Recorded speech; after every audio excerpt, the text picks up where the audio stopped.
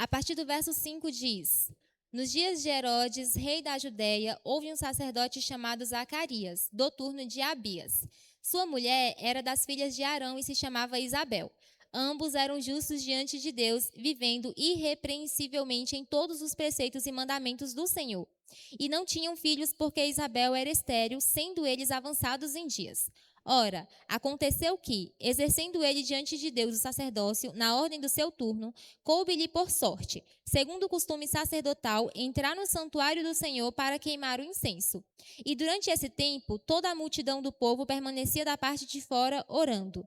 E eis que lhe apareceu um anjo do Senhor em pé, à direita do altar do incenso. Vendo-o, Zacarias turbou-se e apoderou-se dele o temor. Disse-lhe, porém, o anjo: Zacarias, não temas, porque a tua oração foi ouvida, e Isabel, tua mulher, te dará à luz um filho, a quem darás o nome de João.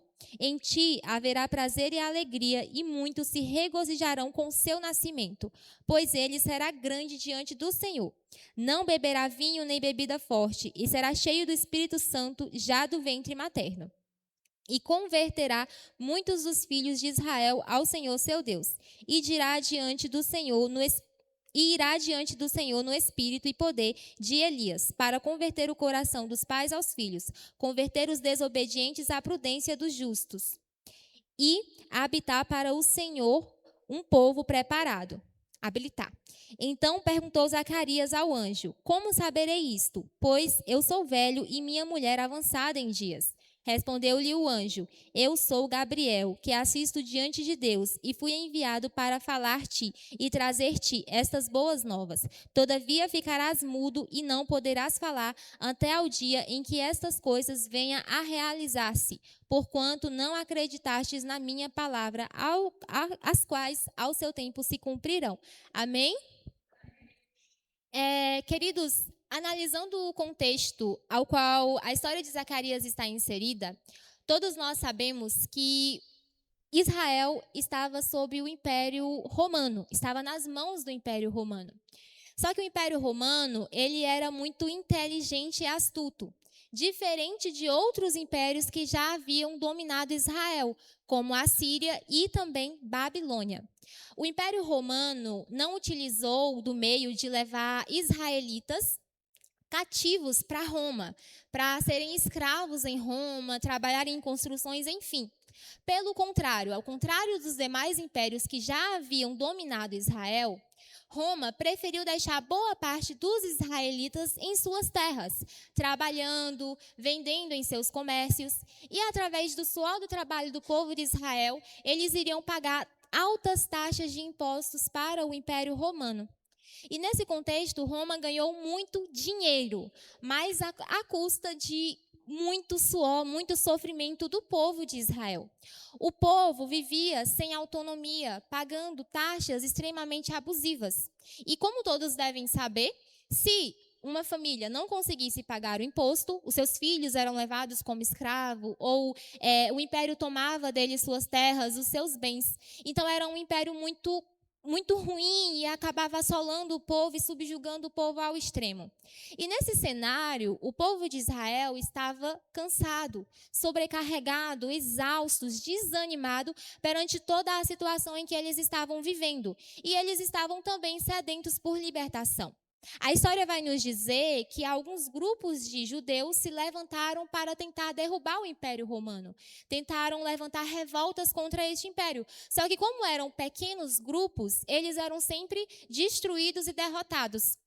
E a esperança que tinha no coração do povo era através da vinda do Messias. O povo acreditava que o Messias estava muito próximo de voltar. E havia uma expectativa muito grande pela sua chegada. Só que o povo esperava um Messias muito parecido com Davi. Um Messias que vestiria uma armadura e iria à guerra, que levantaria vários judeus para uma grande batalha contra o império. Um Messias que venceria o Império Romano e que teria um reino de paz aqui na terra. Um Messias muito parecido com Davi, um Messias mais político, por assim dizer.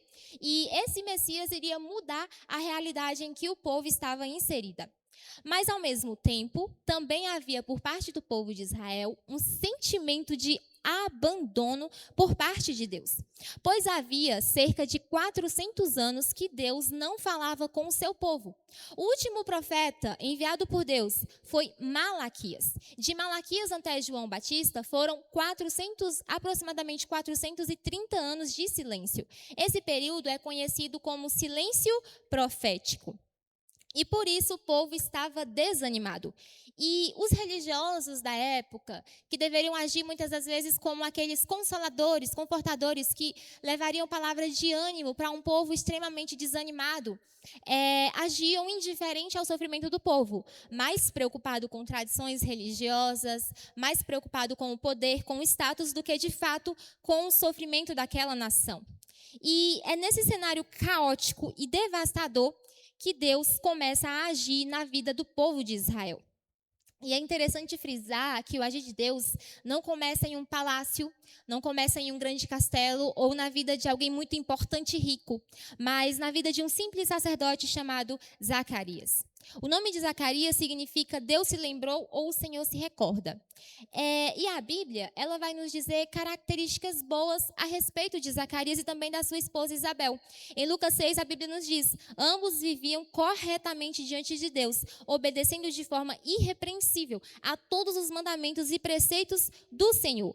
Eles eram fiéis à palavra de Deus, guardadores do mandamento de Deus. Era um casal que andava segundo o coração de Deus. Só que a Bíblia também nos dá outras características sobre este casal. A primeira é que eles não tinham filhos. E tudo bem não ter filhos, tendo 25, 30 anos, mas a questão é que a Bíblia nos diz que eles já eram avançados em idade. Possivelmente já passavam dos 60 anos. E eu imagino a tristeza que Isabel e Zacarias sentiam por não ter filhos, porque naquele tempo o filho era a maior bênção que o Senhor poderia dar a uma família. Não que hoje em dia também não seja, filhos são bênçãos, mas as pessoas dos nossos tempos, elas costumam não dar tanta importância. Eu conheço moças jovens que nem são casadas, que já fizeram cirurgia para não serem mães, porque não querem ser mães. Ou casal, né, que se casam e não querem ter filhos, ou no máximo 1 ou 2 filhos. Só que naquele tempo, quanto mais filhos, melhor, mais abençoados aquele casal estava sendo por Deus. E o filho era a garantia de que aquele casal, ele não entraria no esquecimento. Passariam-se gerações e gerações e todos se lembrariam da história dos seus antepassados. Isso nós vemos na genealogia bíblica. Quando a gente vai ler a genealogia, a gente vê que tem fulano, que gerou cicrano, que gerou detrano, que gerou fulano, que gerou fulano, e assim por diante. Eles sempre se lembram dos seus antepassados. Não ter filhos significava que poucos anos após a morte deles, eles seriam esquecidos. Ninguém saberia quem era Isabel e nem Zacarias. Ninguém se lembraria deles. Hoje em dia, nós não damos tanta importância para isso. Dificilmente os meus bisnetos vão saber quem eu fui. Não sei nem se vão saber o meu nome.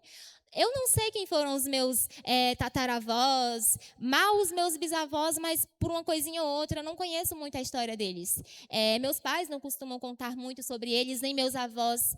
E há uns tempos atrás, eu estava vasculhando o álbum de fotografia da minha mãe, e desde criança tem uma foto que sempre me deixou muito curiosa, que era, na minha cabeça, a foto do meu avô, que ainda está vivo, graças a Deus. Só que ele era muito alto nessa foto. E ele estava do lado da minha avó. E eu sempre ficava me perguntando, por que meu avô está tão alto nessa foto se ele é baixinho? Nossa, ele encolheu tanto com o passar dos tempos. E eu sempre ficava me perguntando. Aí, esses dias, vasculhando o álbum de fotografia da minha mãe, eu resolvi perguntar, mãe, por que o meu avô era tão alto e agora ele é tão baixinho? Ela, não é seu avô, não, é o pai dele. Eu fiquei passada, porque a cópia de um é igualzinho. E eu, mãe, por que a senhora nunca contou a história dele? Conta pra mim como era. E ela contou, eu achei muito interessante. Aí, esse ano, a gente foi lá na minha tia tirar uns umbus. E aí tinha uma casa, assim, que aparentemente teve uma casa ali há muitos anos atrás. E aí eu falei, mãe, quem morava aqui antes? Ela, o seu bisavô, você lembra da história dele? Nossa, mas foi uma nostalgia tão grande, ela contando como era o meu bisavô, a história dele, um homem muito íntegro, como ele morreu, como a minha bisavó morreu, e ele não decidiu ter outro relacionamento, o enterro dele embaixo do pé de umbu que a gente estava lá. Eu fiquei assim, É uma viagem no tempo. Eu achei muito legal. E hoje em dia a gente não tem essa cultura de contar a história dos nossos antepassados para os nossos filhos, porque às vezes nem nós mesmos conhecemos muito. Mas naquele tempo era extremamente importante isso. Ser lembrado pelos seus filhos, netos, bisnetos, tataranetos. Só que no coração de Isabel e Zacarias, isso não seria possível, porque eles já eram velhos, não tinham filhos, e em poucos anos eles seriam esquecidos por todos. É como se eles nunca tivessem existido nessa terra. E um outro ponto é que na cultura da época havia um preconceito muito grande por pessoas que não tinham filhos. Essas pessoas eram mal vistas pela sociedade. As pessoas olhavam e falavam: olha, fulano não tem filho porque cometeu um pecado muito grande. E Deus está castigando o casal e não deu filhos a ele. Então, eu imagino Zacarias e Isabel ouvindo o julgamento social. As pessoas olhando para eles e falando: olha, eles não são tão santos assim, eles não são tão de Deus assim, porque eles não têm filhos. Então, se eles tivessem filhos, tudo bem, mas eles não têm, eles cometeram um pecado muito grande, Deus castigou eles. Uma outra característica que a Bíblia nos dá sobre Zacarias é que ele era sacerdote. Para ser um sacerdote, teria que ser da linhagem de Arão, da tribo de Levi. De acordo com estudiosos, nos tempos em que Jesus veio a este mundo, havia em Israel entre 18 a 20 mil sacerdotes. E para uma melhor organização destes sacerdotes, eles eram divididos em grupos ou turnos. Ao todo, haviam 24 turnos. Cada turno tinha alguém que comandava, alguém que liderava. Zacarias fazia parte do turno de Abias.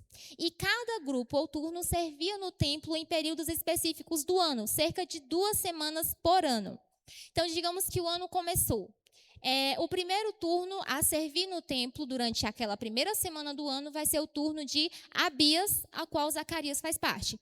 Na próxima semana, um outro turno, na próxima semana, outro, até que os 24 grupos de sacerdotes servissem no templo. Após isso, voltava de novo para o turno de Abias. E ao todo, cada um deles trabalhavam no templo por 2 semanas ao ano. Pensa que uma escala perfeita, né? Eu vejo o povo comentando sobre as escalas de trabalho hoje em dia, leis trabalhistas. Já pensou trabalhar 2 semanas no ano e folgar o restante? Só que não era bem assim. Os sacerdotes, além disso, eles também tinham outras funções. Eles serviam em festas de Páscoa, tabernáculos, eles ensinavam as escrituras nas sinagogas, cuidavam da comunidade, eles tinham outros afazeres também, além dos serviços no templo. E para uma melhor organização, porque embora fossem divididos em 24 grupos, haviam muitos sacerdotes, eles dividiam as funções que eles realizariam durante os 7 dias de trabalho no templo por sorteio. Então, as funções diárias eram distribuídas por sorteios. Começou o dia, reunia todos os sacerdotes e aí iam sendo sorteados cada um para a sua função, como limpar o altar, cuidar dos utensílios, oferecer sacrifícios, entre muitas outras atividades que eles realizavam diariamente. Só que dentre essas funções que eles exerciam no templo, havia uma função em específico que era o sonho de todo sacerdote em realizar, que era de oferecer incenso no altar dentro do santuário. Essa função ela ocorria durante 2 vezes por dia. E esse era considerado o ponto mais alto do ministério sacerdotal de um sacerdote aqui na terra. Só que cada sacerdote só poderia oferecer incenso uma única vez na vida. Por quê? Porque haviam muitos sacerdotes. Como eu falei, entre 18 a 20 mil sacerdotes. E nem todos eles conseguiram realizar esse feito. Porque durante o dia eram 2 sorteados para oferecer incenso. Durante a semana que eles trabalhavam, 14 sacerdotes do grupo eram sorteados. E por ano, 28 sacerdotes por grupo eram sorteados. Era muito pouco. Então, muitos deles morreram sem conseguir realizar esse grande feito. E naquele dia em específico da história que nós lemos, o grande sorteado foi Zacarias. Enquanto Zacarias entra no templo para oferecer o incenso, o povo ficava do lado de fora em oração. E o incenso ele subia como um símbolo das orações do povo. É aí que algo muito grandioso acontece na vida de Zacarias. Porque enquanto ele estava no templo oferecendo incenso, algo inesperado acontece. Um anjo aparece ali na frente dele. E não era qualquer anjo, foi o anjo Gabriel. E vale ressaltar que o anjo Gabriel, ele fez apenas 4 aparições em toda a história bíblica. 2 no Antigo Testamento e 2 no Novo Testamento. No Antigo Testamento, ele aparece as 2 vezes no livro de Daniel. A primeira para interpretar uma visão de Daniel e a segunda para anunciar sobre o futuro, sobre as 70 semanas. E no Novo Testamento, ele aparece a Zacarias para anunciar que ele teria um filho e para Maria, para anunciar que ela seria a mãe de Jesus. É interessante que o anjo Gabriel, ele sempre aparece quando Deus tem algo grandioso para revelar, quando um novo tempo está começando, quando algo profético está sendo liberado. E quando Gabriel aparece para Zacarias, ele não apenas aparece para anunciar sobre o seu filho, mas também para pôr fim a um silêncio de 400 anos. Deus, enfim, voltou a se comunicar com o seu povo. E quando o anjo aparece a Zacarias, ele diz: Deus ouviu suas orações. Você terá um filho. Este se chamará João Batista e virá cheio do Espírito Santo de Deus e abrirá caminho para a vinda do Messias. Eu acho muito interessante a forma como Deus age na vida de Zacarias e também age na nossa vida. Porque Deus, ele sempre responde muito além daquilo que a gente pede. Zacarias passou 10, 20, 30 anos de sua vida orando por um filho. Só que quando Deus responde à oração de Zacarias, ele responde com um profeta. Zacarias pedia algo pessoal, mas Deus entrega para Zacarias algo profético e também coletivo. A bênção não era só para a casa de Zacarias, mas era para gerações e gerações até os nossos dias. Zacarias tinha medo de entrar no esquecimento, de em poucos anos ninguém se lembrar dele. Passou-se mais de 2000 anos e até hoje, milhares e milhares de pessoas leem e ouvem a história de Zacarias em todo o mundo. A bênção, ela saiu de um nível pessoal e entrou em um nível profético. Deus, ele sempre nos dá além daquilo que nós pedimos. Só que a Bíblia vai nos dizer que quando o anjo Gabriel dá essa notícia maravilhosa, perfeita para Zacarias, ele duvida. E Zacarias não duvida porque ele era rebelde, por rebeldia. Mas ele duvida porque ele utiliza algo que muitas pessoas têm utilizado ao longo da história da humanidade, que é a lógica humana. Muitos cientistas, ateus, pessoas que estão distantes de Deus, costumam usar a lógica humana para explicar muitas coisas. E Zacarias também estava usando a lógica humana. Porque pensa comigo, é humanamente impossível que um mar se abra ao meio e que uma grande multidão passe por este mar, atravesse o mar, chega do outro lado com os pés enxutos. É humanamente impossível que caia do céu maná para alimentar uma multidão durante anos e anos no deserto. É humanamente impossível que uma pessoa, após dias e dias morto, ressuscite e volte a andar como se nada tivesse acontecido. É humanamente impossível que uma pessoa seja engolida por um grande peixe, passe 3 dias na barriga do peixe e de repente ele é lançado para fora, para a terra, como se nada tivesse acontecido. É humanamente impossível que uma mulher se transforme em estátua de sal. Na nossa mente, muitas coisas que vemos, na mente de muitas pessoas, na verdade, muitas coisas que vêm na Bíblia, ou até mesmo nos nossos dias, são impossíveis, porque usam a lógica humana. Só que para Deus, nada é impossível. Porque o nosso Deus, ele é o Deus do possível. Foi o Deus que criou tudo isso, tudo que há é dele. Se ele quiser mover uma montanha de um lugar e colocar em outra, ele move. Se ele quiser tirar barreiras daqui e jogar para um outro continente, ele faz. Se no piscar de olhos ele quiser acabar com esse mundo, ele destrói. Porque é tudo dele, foi ele que nos criou. Ele criou tudo que há, os pássaros, as aves, as águas, tudo é dele e pertence a ele. Deus nos conhece. Cada detalhe que existe em nós, cada célula que existe em nosso corpo, cada defeito, cada falha, cada qualidade, quantos fios de cabelo cada um de nós temos em nossa cabeça. Deus nos conhece, se brincar, melhor do que nós mesmos. Porque o nosso Deus é o Deus do impossível. E Zacarias estava usando a lógica humana. É impossível que eu seja pai. É impossível que minha esposa ganhe um filho. Já somos velhos, avançados em idade. Ela já nem menstrua mais. já recebemos o diagnóstico dos médicos, a esterilidade foi comprovada. Não temos como ter filho. Ele usou a lógica humana. Só que para Deus nada é impossível. E muitas pessoas, no lugar de Zacarias, também teriam duvidado, também teriam usado a lógica humana. E ele errou em duvidar? Sim, errou. Perceba que quando Gabriel aparece a Maria para anunciar que ela seria a mãe de Jesus, e convenhamos, Maria tinha mas muitos mais motivos para duvidar do que o anjo estava dizendo e para usar a lógica humana, porque ela era virgem. Como que uma mulher virgem vai conceber um filho? Pela lógica humana, isto é impossível. Mas em nenhum momento Maria duvida daquilo que o anjo estava dizendo. Quando o anjo chega até Maria, ela olha para ele e pergunta: como acontecerá? Essa pergunta demonstra disposição. Agora, quando o anjo chega a Zacarias e anuncia que ele teria um filho, ele pergunta: como saberei? Desconfiança. Uma busca entender e o outro pede garantia.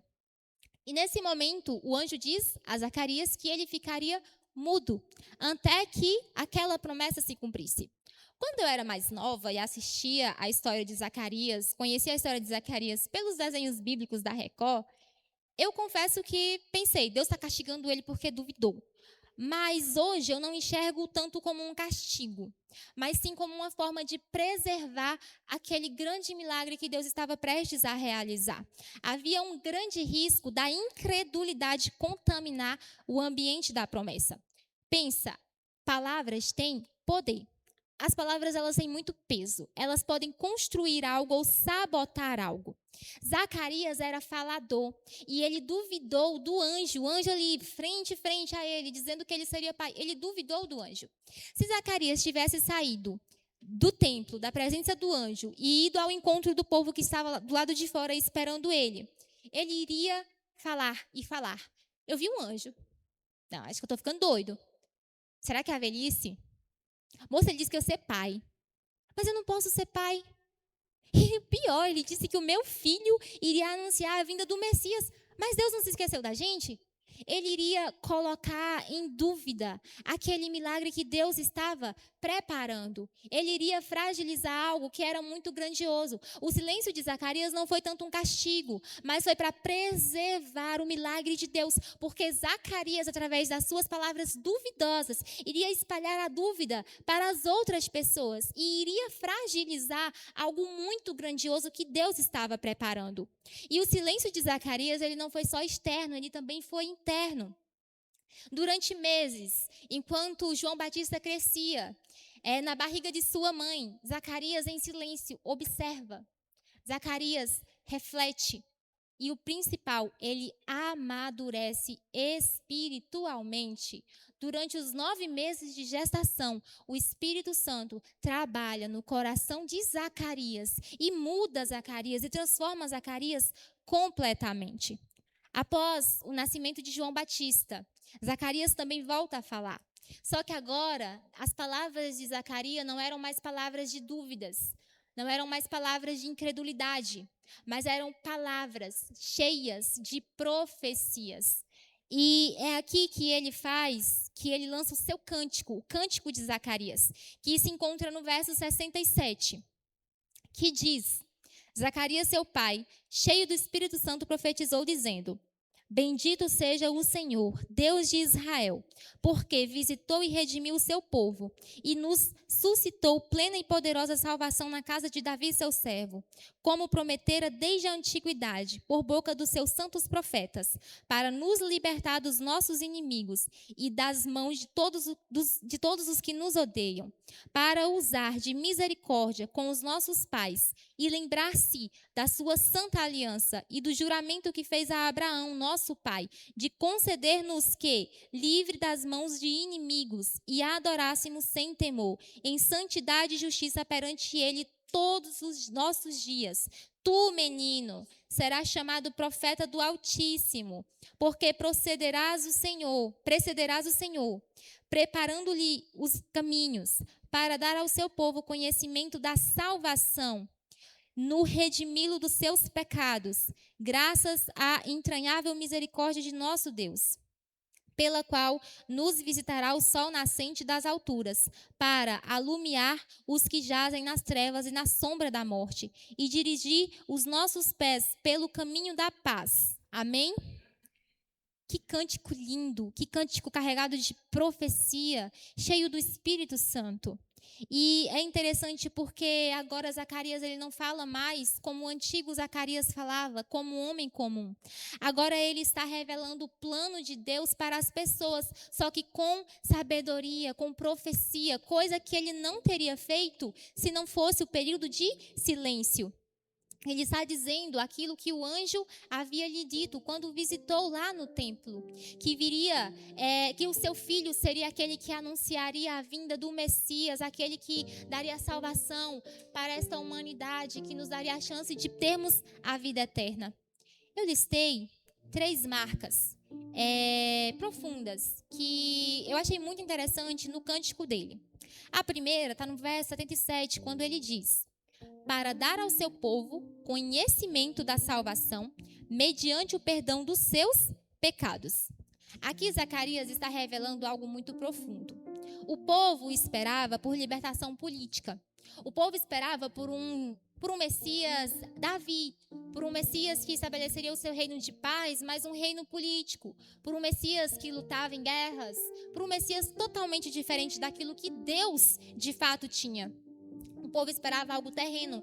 E pensa, se Jesus viesse de fato como o povo queria, se Jesus montasse um grande exército e destruísse o Império Romano e reinasse sobre Israel, em algum momento Jesus teria que se retirar dessa terra. E aí? Poucos anos depois, voltariam a ter novas guerras, novos impérios surgiriam, novos problemas viriam, alguns até piores do que já estava. Porque não adianta querer resolver os problemas deste mundo, porque não tem mais solução. Esse mundo jaz do inimigo. Há um vírus mortal espalhado por este mundo que é o pecado. Não adianta tentar mudar as coisas aqui terrena, porque não tem mais jeito. Somente Jesus pode nos libertar deste mundo. E esse vírus, ele é altamente contaminoso. E tem levado muitas pessoas a óbito todos os dias no mundo inteiro. E o que Deus tinha para o povo, e o que Zacarias fala no seu cântico, é que Deus ele estava trazendo perdão dos pecados. O problema não era só Roma. O problema não era só o cenário político da época. Era o coração. Era o coração das pessoas daquele tempo, dos nossos tempos, que precisava de transformação, de mudança, de arrependimento. E foi para isso que Jesus veio, para nos perdoar dos nossos pecados, claro, se houver reconhecimento de culpa. O povo esperava algo passageiro, mas Deus tinha um plano eterno. A segunda marca está no verso 78, quando ele diz: por causa das profundas misericórdias do nosso Deus, pelas quais do alto nos visitará o sol nascente. Zacarias aqui entende que tudo começa através da misericórdia de Deus. E porque, acima de tudo, Deus nos decidiu amar. Deus é amor. Acima de tudo, Ele é amor.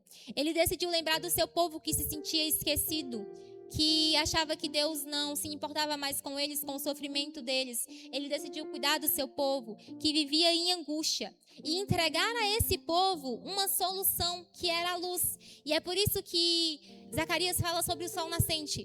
É uma expressão lindíssima. O sol nascente simboliza Jesus, porque quantas e quantas noites a gente não passa em angústia, noites de escuridão, com insônia, com muitos pensamentos na mente, pensando que não vai dar conta das lutas que está enfrentando. Só que quando amanhece o dia e o sol aparece na sua janela, tudo parece que faz mais sentido. A claridade, ela traz uma esperança. Não quer dizer que os problemas acabaram.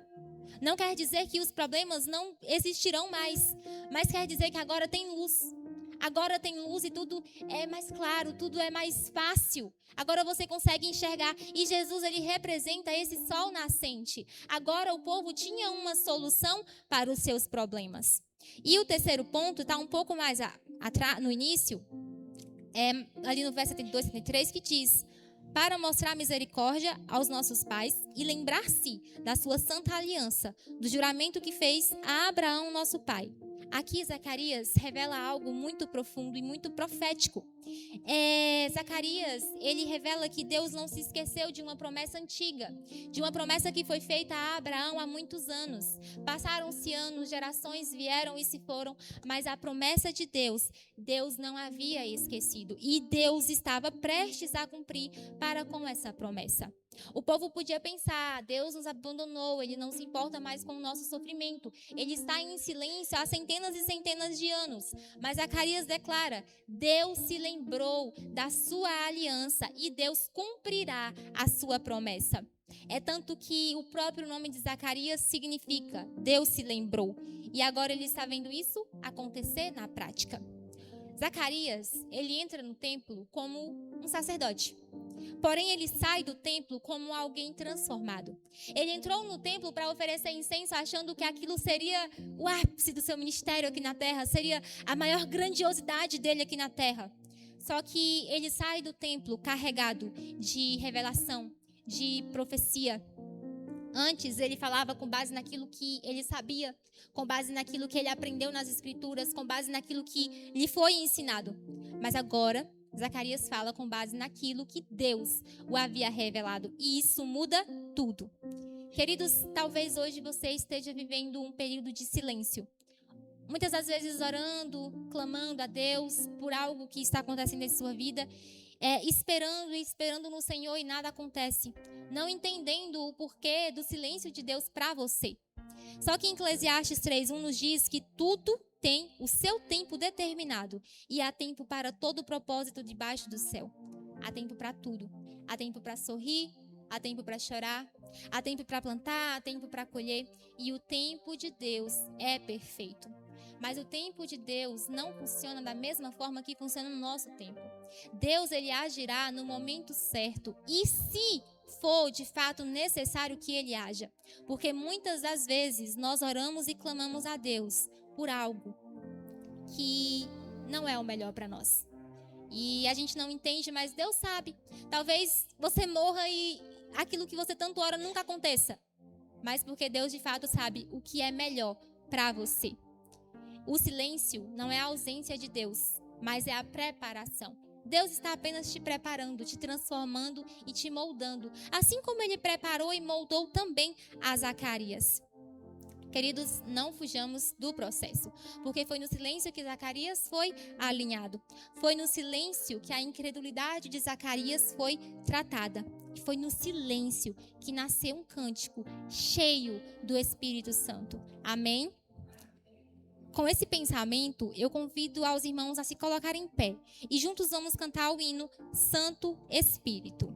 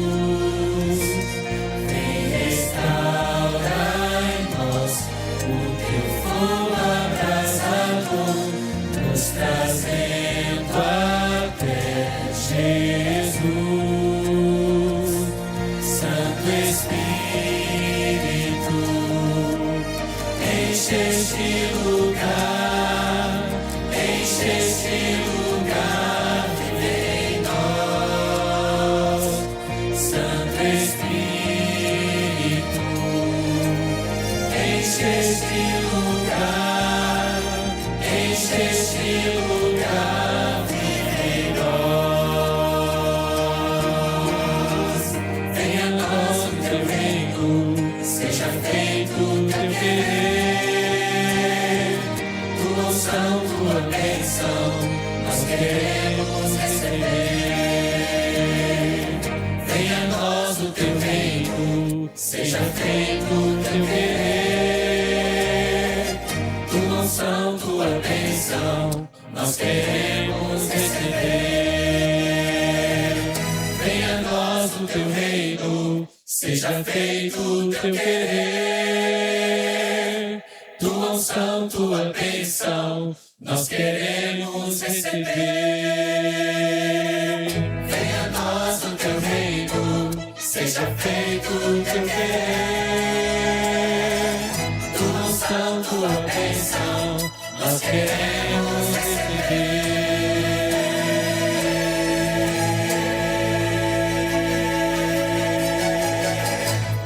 Santo Espírito,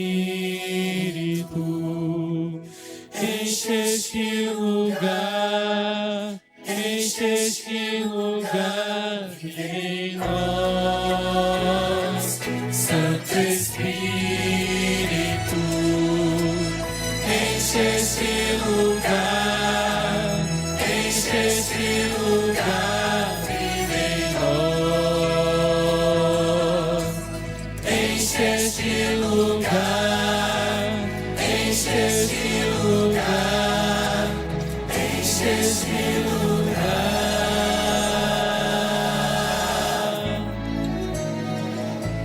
vive em nós.